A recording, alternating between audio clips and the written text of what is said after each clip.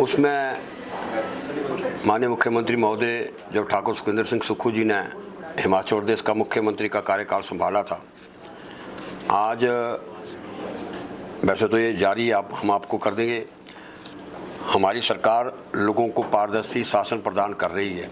गत 2.5 वर्षों में, पिछले 2.5 सालों में कार्यकाल के दौरान हर स्तर पर पारदर्शिता सुनिश्चित करते हुए हिमाचल की प्रगति को पथ पर अग्रसर किया है। शिक्षा को बेहतर सुविधाओं के साथ रोजगार के अवसर उपलब्ध वर्तमान सरकार की वो प्राथमिकता है। पिछली भाजपा सरकार के कार्यकाल के दौरान युवाओं को भविष्यों में से खिलवाड़ कर नौकरियों को बेचा जाता था, जिसका कि माननीय मुख्यमंत्री महोदय ने नोटिस लिया और आते ही एसएसबी कमीशन को भंग किया। और जो पेपर चोर हैं, सलाखों के जो पीछे हैं, इसको रोकने के लिए वर्तमान सरकार ने हिमाचल प्रदेश में सबॉर्डिनेट सर्विसेज सिलेक्शन बोर्ड को अपने सबॉर्डिनेट सिलेक्शन बोर्ड को राज्य चयन आयोग की स्थापना की। अब स्टेट सिलेक्शन बोर्ड है और आयोग द्वारा पारदर्शिता सुनिश्चित करने के लिए कंप्यूटर आधारित परीक्षाओं का आयोजन पर बल दिया। सरकार ने मेरिट आधारित चयन को बढ़ावा देने के लिए एक महत्वपूर्ण कदम उठाया।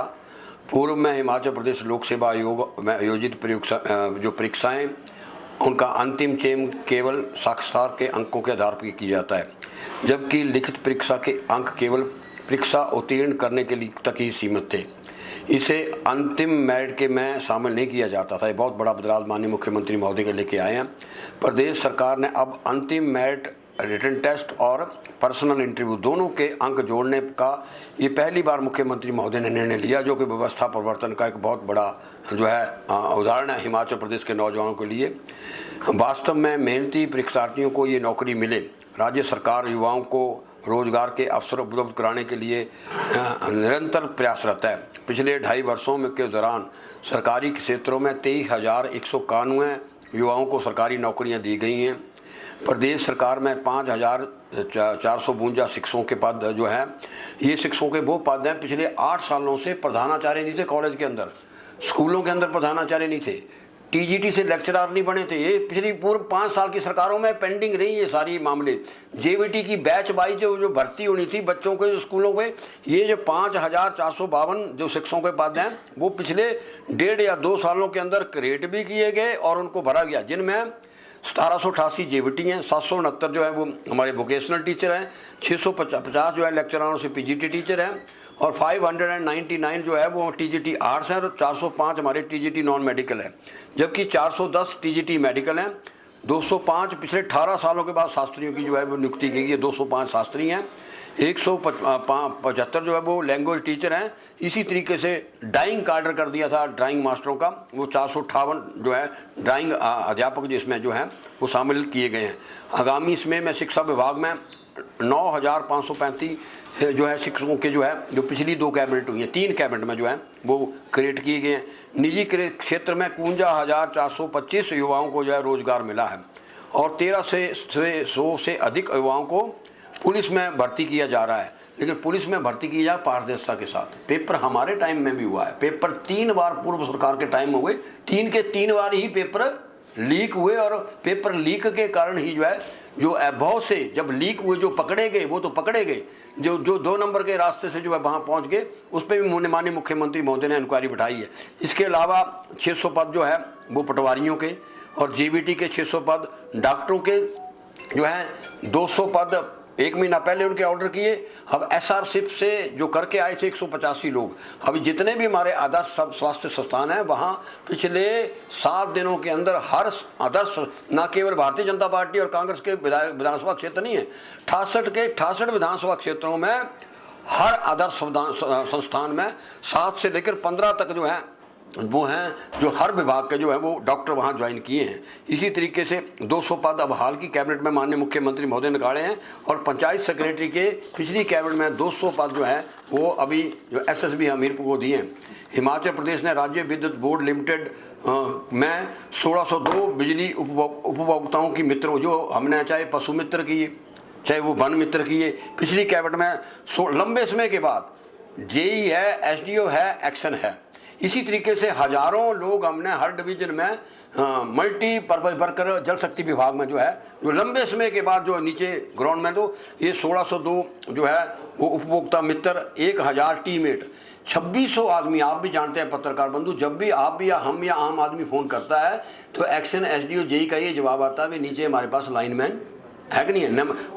उसके लिए लगभग ये बिजली और पानी के विभाग में 2.5 साल के अंदर लगभग जो अगर मैं सबको इकट्ठा करूं तो 6000 लोगों को जो है निचले लेवल पे काम करने के लिए माननीय मुख्यमंत्री महोदय ने, और इनकी जल्दी जो है अब इनकी अगली कार्रवाई पहली बार किसी सरकारी हाल ही में दशकों के बाद ये पहली बार जो है टीममेटों की और जो है बिजली उपभोक्ता मित्रों की जो है भर्ती हो रही है। ये बहुत बड़ी, यानी कि 3,500-4 हज़ार लोगों का भर्ती करना, ये बहुत बड़ा एक माननीय मुख्यमंत्री महोदय का फैसला है। राज्य सरकार द्वारा शिक्षा के क्षेत्र में उल्लेखनीय सुधार किए गए हैं। सभी सरकारी शिक्षाओं को शिक्षक शैक्षणिक सत्र में के बीच में पहली बार हुआ है। ये न केवल यहाँ बीच में रिटायरमेंट कर देते बच्चे का भी, और मैं कहता हूँ वो चला होता था, सेशन चला होता था, वो केमिस्ट्री का टीचर हो उसका, तो ये मुख्यमंत्री ने महोदय ने निर्णय लिया कि बीच में कोई भी मिड सेशन में कोई भी टीचर जो है वह रिटायर सेवानिवृत्त नहीं। इसके school, college, medical college, ITI, polytechnic, Ayurvedic college, nursing college के सारे टीचर इसमें जो हैं वो शामिल है। इसके अलावा जो है CBSE आपने देखा होगा, प्रतिस्पर्धा थी पिछले 13 सालों में 8,40,000 बच्चे जो हैं वो सरकारी स्कूलों से प्राइवेट स्कूलों में गए हैं। मुख्यमंत्री महोदय ने नेतृत्व संभाला और 21वें नंबर पे थे हम, 21वें नंबर पे 2.5 साल के अंदर। हालांकि मुश्किलातें भी आई, जीरो इनरोलमेंट के लगभग 324 ऐसे स्कूल थे मिडिल प्राइमरी जिनको की जीरो इनरोलमेंट थी, टीचर थे वहाँ आंगन रोटी बनाने में, तो उनको रैशनलाइज करके जो है मुख्यमंत्री ने कहा एक्सपेंशन ऑफ एजुकेशन हो गया, स्ट्रेंथनिंग ऑफ द एजुकेशन उसको किया। और NSAI एक एजेंसी है गवर्नमेंट ऑफ इंडिया की, माननीय प्रधानमंत्री और HRD मिनिस्ट्री उसका सर्वे कराती है। 2 साल के अंदर सर्वे कराया, आज शिक्षा के क्षेत्र में जो है हिमाचल प्रदेश में दोबारा जो है वो नंबर 1 पे पहुंचा है।